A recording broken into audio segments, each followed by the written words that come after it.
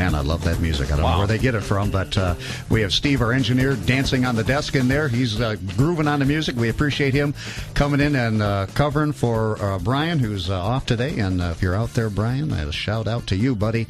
Listen, we're here today. We are going to talk networking. We are Networking Squares with Mr. Al Crawford and Jerry O, and we are not going to be talking about some wedding of a British prince. And as long as I don't have to hear about that for the next year, I'm going to be a really happy guy. Maybe we'll talk about pet peeves in the next segment. Also, we don't really care who won the dancing contest last week. I just don't care. Al, I hope you didn't watch that, and I'm not offending you. Yeah, unfortunately, because my wife does like that a lot. But the cool thing was that she taped it, and we were able to fast forward through most of the BS that was going on. I hope you fast forwarded through everything that wasn't a commercial. Just let me watch the commercial breaks, and I'd be happy. And you know what's great next week, Jerry, is that now we get Skating with the Stars. Skating with the Stars. Okay, well, I just might have to put my television out on the curb. So I'm glad you're watching it, Al, but I won't be paying any attention to that, and I really do not want to hear about this British royal wedding for the next year. I'm going to just, we'll talk pet peeves in the next segment. Yeah. Oh, I'm not watching it, Jerry. I'm not watching it. Okay, well, I'm glad to hear that. So if we're moving back to networking, Al, and I'm walking around and I'm going, all right, I've got to improve my business. I need to make my contacts bigger. I need to know who to sell to and how to make business work better. And I'm going, I want to do networking, but I'm sitting in my office and I'm going, where do I start? I think it's a great thing, Jerry. I think we have to look back to when we first started. And I go back and I look at those first few times that I went out and I was doing things that I thought were networking, and really what I was doing was wasting time. I think that's really one of the reasons that we wanted to have this show, is that there are a lot of people that are entrepreneurs. There's people that have great ideas. They have franchises. They have these different things, but they have no idea what they're supposed to do to be able to start getting referrals. Where do I go for it? Okay, so I'm sitting there, I'm going, all right, where do I start networking? Who would I possibly call? I mean, I can't call a friend because most people aren't networking. So for us, it seems like our entire world, everybody networks. But who do you call? Well, it's not Ghostbusters, Jerry. That's what I'm thinking. Well, that was one of the reasons that I was attracted to LBN, was because they offer training. The training that's offered by the organization is something that does teach people the basics. But if they're not in our organization, then what we have to look at is to say, what can we do? And there's some real subtle things that I think we should be sharing with people just to get the basics if the timing's not right for them to join an organization or whatever the deal is. So I would say the first thing is to get comfortable with speaking face-to-face with people. How do you practice that? Well, I think it's something where you have to kind of go within your circle, talk to people that are friends, family, and I would share with them what it is that you do and see if they understand what it is that you sell. All right. You know what? I've got Kevin from Warren wants to talk about Foursquare. Do you want to take a Sure. call? Go ahead. All right. We'll bring Kevin in here. Kevin, are you there? Hey, how you guys doing? We are doing fine. Thank you very much. I hope the weather's fine in Warren, and thanks for calling. And Al would like to take your question on Foursquare, unless you have a statement to maybe teach us. Well, you know what? No, I have a question about Foursquare, and then I was going to add a little something to add on there. But I've heard Al talk about Foursquare a couple of times, but I'm not sure if I'm fully understanding exactly what the application is. So I thought if I'm not understanding, maybe there's others in the audience who aren't fully comprehending it as well. Fair question, Kevin. Al? Yeah, Kevin, first of all, you have to establish a profile. You have to go on the internet. It's Foursquare, just FOURSQUARE.com. Okay. And you create a profile from there.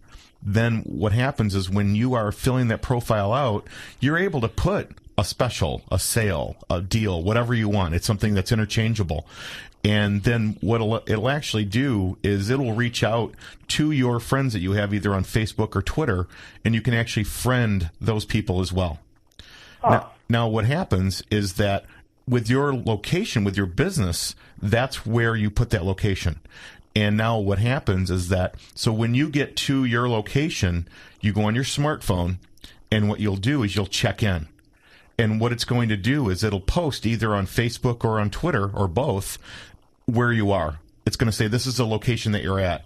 Now, somebody on Facebook or Twitter sees that you're at that location, and what they do is they check in, and what it'll do is it'll take them to your site that's offering whatever promotion or sale that you're offering.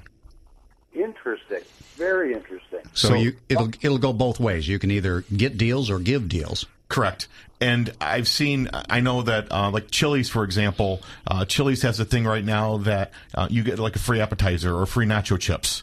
So if you're going there and you're going to go have lunch there anyways, you check in, and then it's going to give you the ability to, have a deal.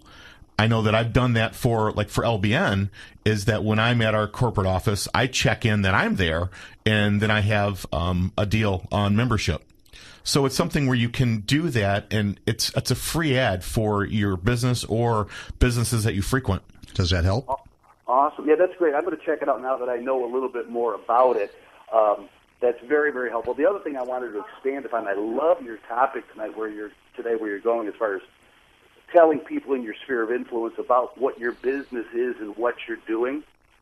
Because one of the things that I've been doing through my local business membership experiences, I've been not only trying to tell my people what I do, but the fact that I'm a part of the local business network. So when they need something as far as a product or service, they know to come to me so I can give them a referral. Right, and that's great. And I know, Kevin, I know you do a great job with it, and it is something where we have to look at it. I think that people struggle a lot saying that they don't know how to give referrals, they don't know what to do, and actually, Kevin, share with us what it is that you do, how you give out most of your referrals. As far as that, I've done a couple of different things to let my sphere know what I'm doing as far as being a networker. So I've done a direct mail piece to the people on my sphere of influence list, let them know about the local business network and that there's 100 different business categories. I've had people respond to that. I've put a lot of different postings on Facebook to let people know. And again, so the benefit is when these people contact me and I give them the referral, I become a good referral giver. It helps my client, my person in my sphere, and I want to take very, very good care of them. And it gives a reason for my clients and people to stay in touch with me. And it helps the people in the local business network because now they're receiving referrals. All right. Well, I'll tell you what, Kevin, let's give us a little shout out there on the business that you have. It's Real Estate One. I'm a residential realtor here in Fraser, helping people save time, save money, and avoid the headaches and hassles. And if anybody wants to stop in and check out my website, and they've got a pen or a pencil handy, it's mydreamcometruehome.com. Again, mydreamcometruehome.com, and they can learn more about me right there. All right. Well, we appreciate you calling in. You have a great weekend, Kevin. We'll see you next week, okay? Super. Have a good one, guys. Thank you. Kevin. Yep, bye-bye. And if you'd like to call in today, 1-800-923-9385. Let us know what you're doing. Let us know how you're using Facebook, Twitter, whether you're doing ads, whether you're doing mail, and if you're involved in a networking group. Al, can you get involved in a club? Is that a good way to start? Clubs are great, and I think what you have to look at with clubs is really what your passions are. If it's something where it is even like a Toastmasters or the Rotary that I have, you have to look at those as being more of a long-term relationship so what you're joining that, and really what's happening is that you're having lunch with a bunch of other people. Through conversation, it's something where you're understanding what people do, and it leads to business. Your focus in clubs is not business.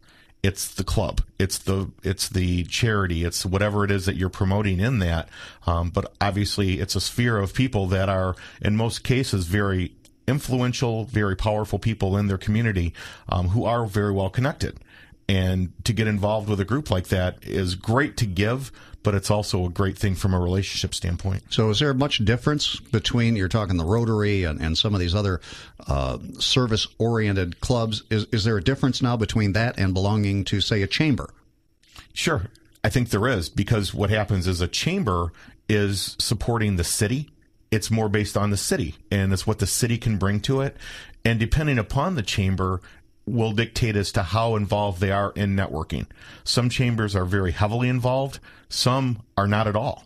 So it's something that what I did when I was visiting chambers, I actually interviewed them. I approached the chambers and I sat down and I said, tell me what you do for networking. What is your involvement in networking?